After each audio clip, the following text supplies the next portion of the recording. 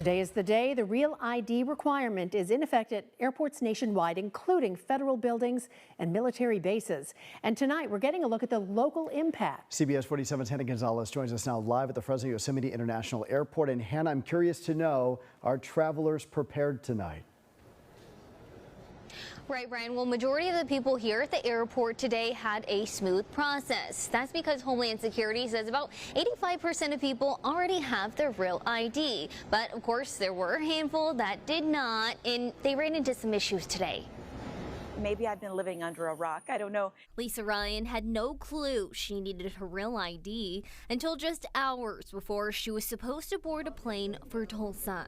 My flight is at 10 and I'm here at 7 in the morning just because I called Delta and they said, well, you're going to have to fill out a form. There's going to be lines.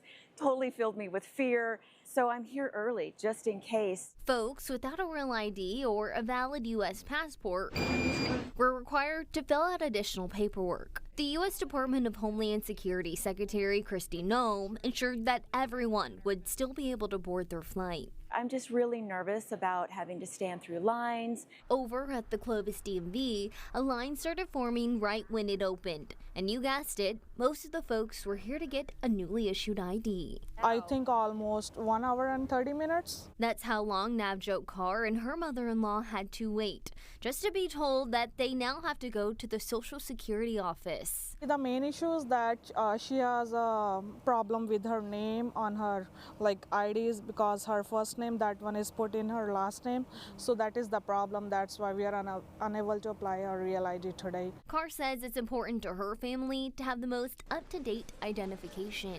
Mr. Trump, he announced that everybody should have their Real ID, so that's why we all are rushed to the DMVs for this. We are Indians and we want to make all of our documents, so that's why my father-in-law, he was scared. As for John Johnson, who has a trip coming up, says today was the only time he could get it done.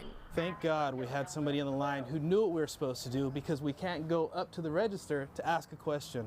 We're just all trying to help each other out here. He told me he couldn't schedule an appointment online and just hoped he showed up with the correct documents. In California, you need proof of identity, a social security number, and 2 different forms proving your address. It's smooth if you're a pretty good adult, and we're new adults. So I got papers here, I got papers there, I got papers there, so collecting all of them was a difficult thing, but we got it done. And if your ID has not expired, officials just recommend that you use your passport if you have one. Reporting live in Fresno, I'm Hannah Gonzalez, CBS 47 Eyewitness News.